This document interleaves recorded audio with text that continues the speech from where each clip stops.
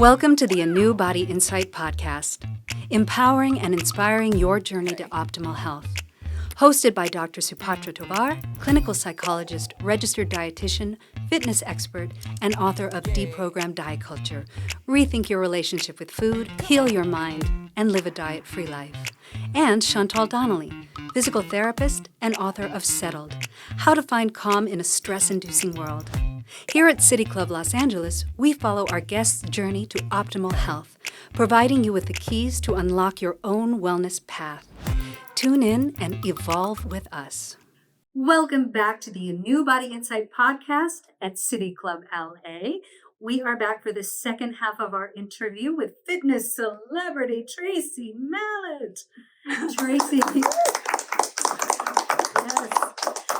Tracey gave us some illuminating information on her return to health after her health scare and how she bounced back with vigor and vitality. We are eager to learn more. Tracey, last episode, we left off with you telling us how you would change the way you were eating and exercising as you get older. Mm-hmm. Is there one big piece of advice that you would give to people on how to change things up as they age? There was lots. That's why I stuttered there, because there's so many that's really hard for me to say one, and I can't say one. I think one thing is, don't underestimate the power of walking. We don't think of walking as exercise. We come from a generation where that wasn't classed as exercise. And I do really think you underestimate the power of walking, because getting, your steps in a day, walking really does help. It's a low impact. You're burning energy, burning calories, energy in, energy out at the end of the day. We want to bring it back to really simplistic. Walking for me, I walk more. I've got my dogs, 4 dogs. Yes, crazy girl. I love dogs. So I walk a lot with the dogs, and traveling a lot, walking a lot, and that's made a big difference. I really feel that we definitely should walk more. The next thing is something that I've done intermittently through all of my life, but not consistently. So one thing that I have not done consistently in my life, and that really is picking up weights. I started weight training when I was younger, when I was in my 20s. I met my husband. He was very much into weight training. He was like, you should do this. Okay, I'll start doing it. I was like, I don't really like this. I'd rather do my Pilates. I'd rather do my dancing and da-da-da-da. So I've kind of been off and on all my life. I wouldn't say I've never not done it, but it's not been consistent in my life.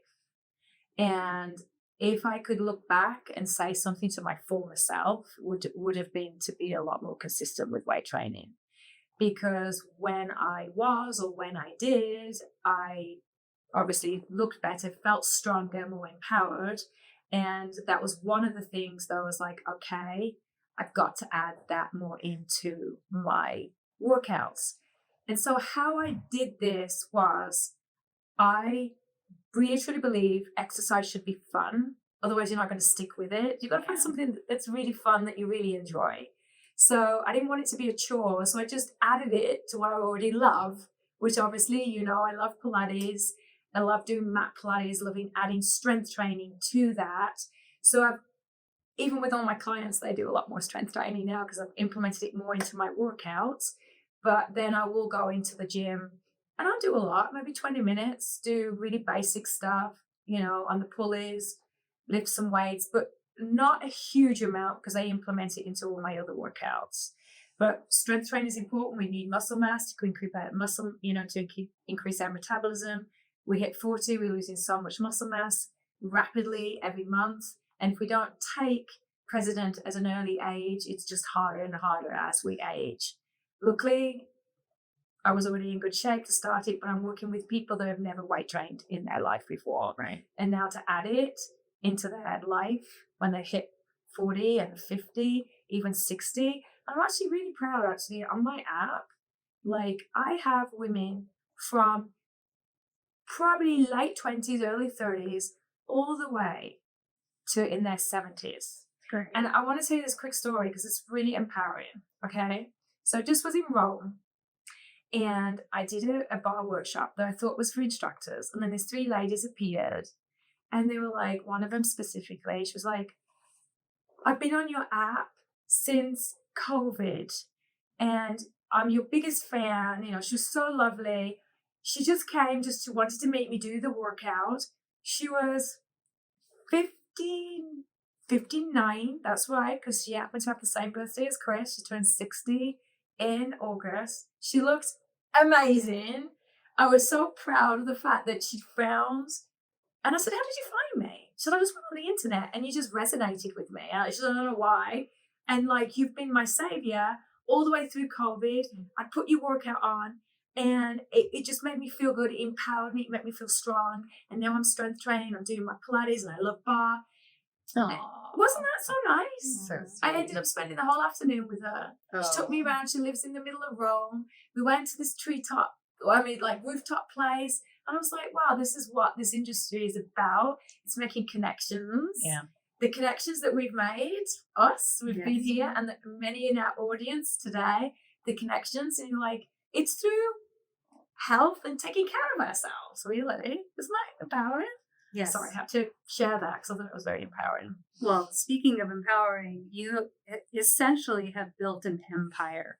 And we want to know how to do this. If somebody's aspiring to do something like you're doing, what steps did you take? How did it all come together for you? I think, and I have to admit, I've never ever written a business plan in my life. Ever. I never have. I'm a very I run by the seat, I run by the seat of my hand. I just do it. I'm a doer. There's so many people in our world that are not doers, the procrastinators, they sit on the ass, can I say that? And don't do anything about it. They're dreamers. Well, you got to get off your ass and do something about it. And I'm a very proactive person.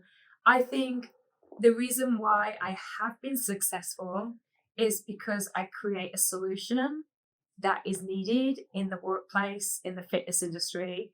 I am very creative. I am an innovator within the industry. You are really creative. Yeah. And I feel like I am an innovator. I've always been ahead of the curve. I could have predicted what's going on right now in the industry. I'm always like a step ahead. I don't know whether it's a gift, a talent, or whatever.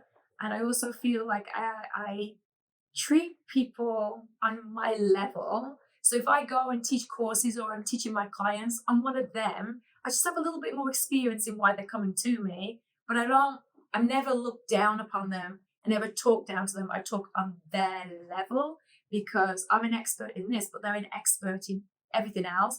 And I like you to be heard. It's not all about me.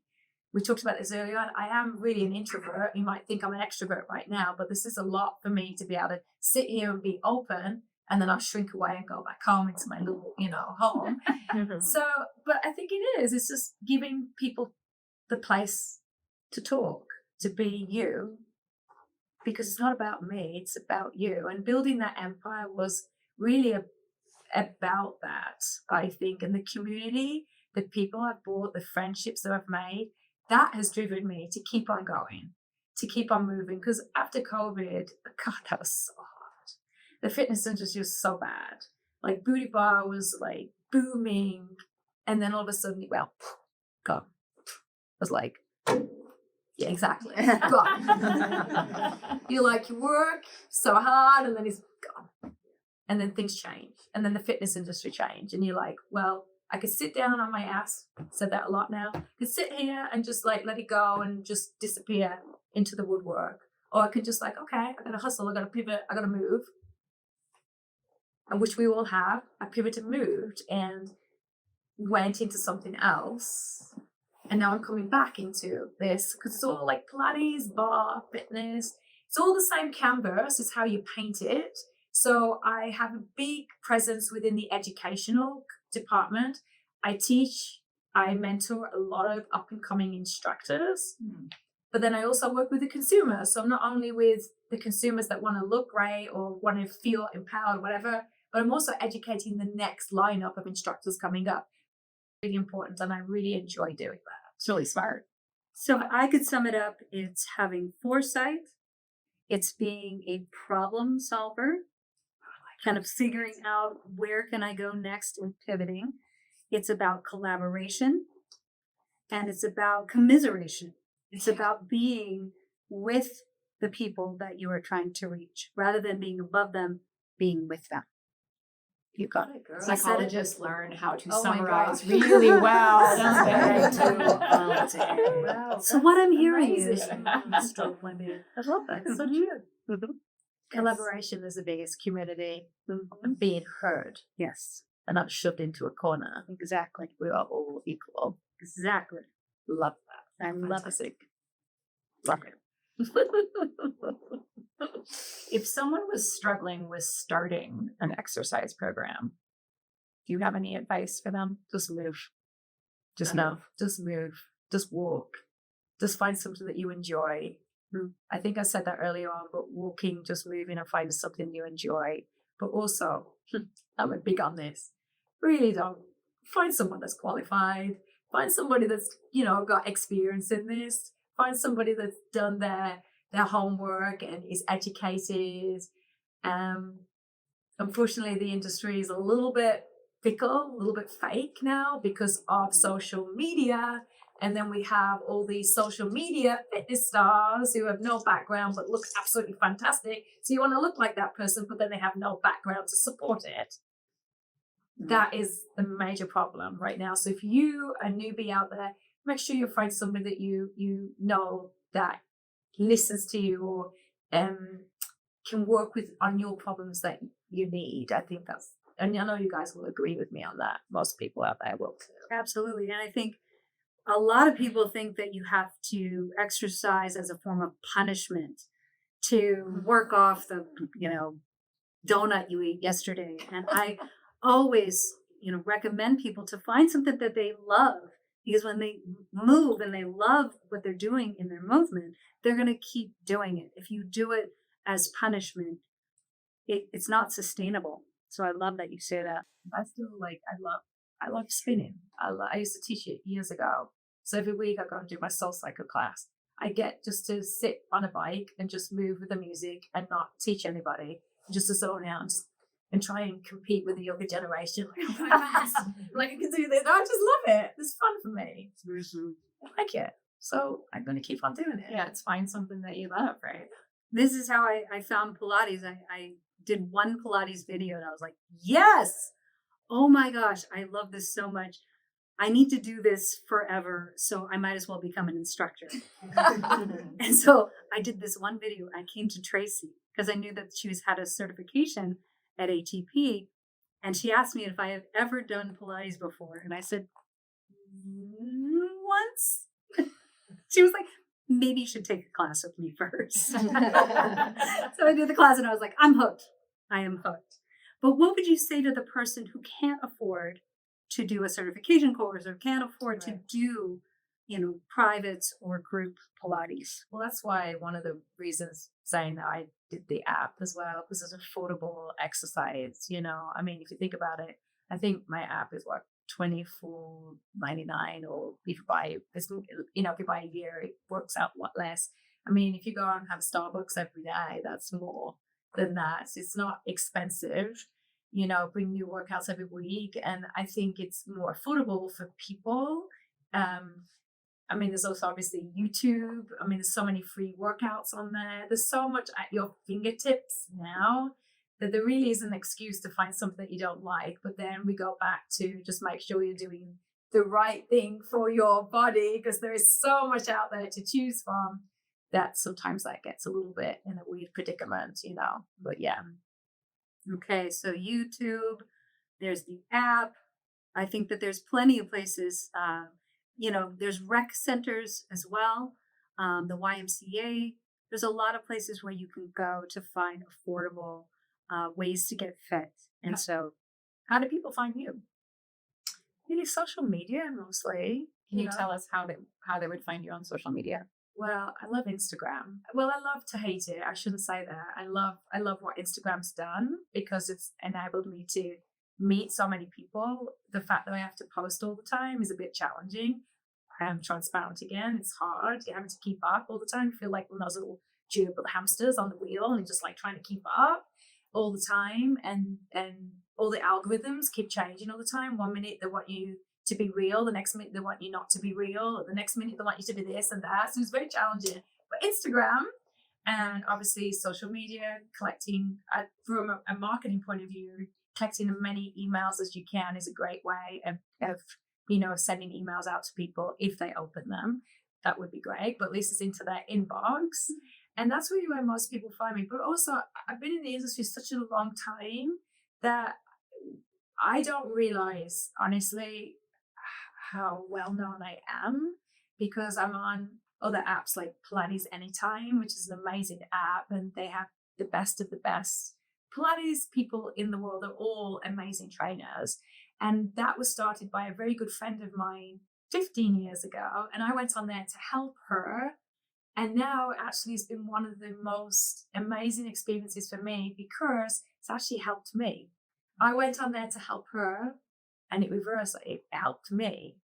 And so being on that, they've got so many subscribers. I think that's really helped too a lot, because I'm on a legit platform now. Yeah. Well, tell us, what is inspiring you this year? And it can be anything. It can be a book that you've read, a podcast that you listen to. What is fueling you right now and bringing you joy? I have to say, well, from a professional point of view, I love the fact that the Pilates industry has grown a lot, and I would like to give back to the new up-and-coming instructors, because I feel that the Pilates industry is taking a big hit. It becomes a little bit more fitness orientated. As much as I am in the fitness industry, I don't like the way it's going, and I can talk to you very candidly about that, because you're both certified and gone through a Pilates training. So there's a lot of franchises out there that are great, but also we've got to remember where it actually derives from. So we need to have better education for our next instructors coming up. That inspires me to keep moving. My dogs inspire me. Ditto. I know, I had to go there. I don't know. I always remember saying, it's probably about 10 years ago, I said, you know what, one day I'm going to have a house full of dogs. I'm going to be really happy, because I love being around dogs, because they make me feel so happy. And now I've got 4 dogs, and I'm like, how did that happen? It's a dream within a dream. It is. Because they love you no matter what. That you can be, gross and lying in bed, and they'll just come up and cuddle you and love you and cheer you up and inspire you. They get you outside. Adopt, don't shop. I'm sorry, I'm a big person on that, because all my dogs pretty much I rescued. One was from Tijuana on the streets. The other one, there was 4 little shepherds, and Amber decided that we were going to rescue them. We did. I had 4 shepherds. They turned out to be full-on shepherds. We found homes for 3 of them. My doctor took one of them. One of my friends' grandma, I got great homes for them. But then there was Lily, and she got these beautiful eyes. I'm like, okay, you might. So that was the 4th one. I'm not having any more, because they killed my house. But I'm happy. So there you go. It doesn't matter about the house, does it? It makes me happy. Whatever makes you happy. Exactly. That's our focus right now. And we were so happy having you here. Thank you so much. We, I think, really want to know where people can, if they're interested in knowing more about you, where they can go to find out about you. If you could let us know that. Yeah. Obviously, Instagram at Tracey Mallett, or at Pilates Barre On Demand is my app or website. And I put up new workouts every week. There's like 500 videos on there. Lots of programs, including the one that my beautiful friend here, Chantel's in. And she's also in the Beauty Bar video, because it has the old videos in there too. Oh my God. Has all the retro videos. Not that old. They're actually Maybe in our 30s when I did that. It was actually Beauty Bar is actually 15 years old. Actually, next year turns 15, Beauty Bar. And I did certify 8,000 instructors globally. So yeah, I know. And 15 years. So I think it's about 15 years old, girl. Yeah. Amazing. So you got to look at that video or the app just to look at Chantal. We would love to open it up to questions from the audience. So does anybody have a question? Come on up. I've learned so much, but I'm curious how you see where Pilates has been and where it's going in the future. Pilates is mind and body. It's where your mind meets your body. And I think Pilates has got a little bit too extrinsic and not about the mental focus, which we all know is so important. And because the younger demographic have really taken a liking to Pilates because of the social media influencers, it's not necessarily the things I see on social media that say it's Pilates. I'm like, that's not Pilates, you know? So it's a little disconcerting in that way. So I feel where it's come from is an amazing place, but where it's going to needs a little help, which is where I feel like I fit in because I've rode the fitness industry, I've rode the Pilates industry, I fit in both molds, but I really truly kind of meet in the middle. And I think I'm a good advocate to where it comes from, but I also know where it's going to and try and get those people where they're like right on the wrong side to bring them back somewhere in the middle to be a little bit more moderate with what they're teaching if they're going to call it Pilates. And already in my little small town that I live at, you remember I've had a studio for 25 years in our little town. And now all of a sudden, in the last 7 months, we've got 3 Pilates studios in like a 2-mile radius. So interesting how that has arisen but you got to understand the industry, and I've been in this a long time. It all goes in circles. It'll all fade off. When I started Booty Bar 15 years ago, there was no one doing bar. And then all of a sudden, there was that. And all those bar studios have all pretty much gone except for maybe one. And now it's Pilates, And so it's just interesting for me because of being in there. So my goal, and I want to tell you that I will be teaching a lot of teacher training programs, which I have been touring. I did a global tour this year. I've been to Rome. I've been to Korea 4 times. I've been to all over the US, England. I've been a lot of places teaching a little bit more contemporary Pilates.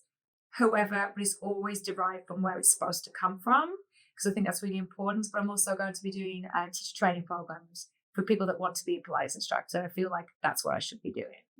Wonderful. Yeah, thank you. Any other questions? Come on down. The mic's over here. Don't be shy. You mentioned men, and I work at community services out of the city of Rancho, and I've noticed when the guys are filing in, all women, maybe onesie, twosie of guys. And I talk to them because I want to know more. How do you market to men? And what kind of results are you getting when you take on a particular group? Or, what's your plan, or how do you determine your plan? I think it's a great question because, Joseph Pilates, if we go from a Pilates point of view, he was a man. He was a boxer. No one knows that hardly. He was a boxer. He was an athlete. And so a lot of his work his calisthenics was very, very impactful. It was very, actually quite ballistic to a certain extent. You've seen, and it was derived from men at the beginning.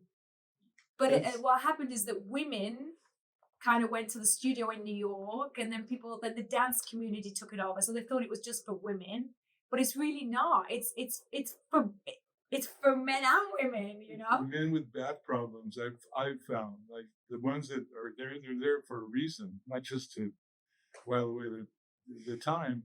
It's serving a purpose. So are you doing Pilates now? I'm not doing it, but you should. I should. You are now. I think hopefully, if I've done one good thing in this podcast, I've inspired you, sir, to start Pilates, because honestly, probably one of the best things that you can do if you have back problems, spinal stabilization. Exactly. Absolutely, you should be doing it. Yeah. This is not just for I women. do it anyway because I like to work out. There you go. But they're there because they hobble out of there. They hobble It's out. like, yeah, more injuries. You know what I mean? Anyway, It's actually quite funny. My son is 20 and like he's an athlete, right? And I've been telling him since he's a little kid, you should do Pilates. You're an athlete, you should do it. Guess what? He loves Pilates now. It's only took me this long. Yeah. It might be because it's on social media, all the cute girls are doing it. He's like, oh, I think I'll try. And now you see him, he goes into the Pilates studio and he's doing his exercises. He goes, wow, this is so good. I can feel my abs. And I'm like, God, it's only took me this long. There you go. That's awesome. Thank Next you. generation. Well, we are out of time now. We are, like I said, so over the moon thrilled to have you on our podcast. We cannot thank you enough. We have learned so much and have become so inspired by your journey through ill health to absolute, just vibrancy and thriving and killing it in life. So thank you so much, Tracey, and thank you all for tuning into the ANEW Body Insight podcast at City Club Los Angeles. We look forward to our next exciting interview and hope you join us and tune in and evolve with us. Thank you, Tracey. Can I just say, I want to congratulate you guys. I mean, I walked into here and I'm like, this is amazing what you're doing. You should give yourself a round of applause for doing this.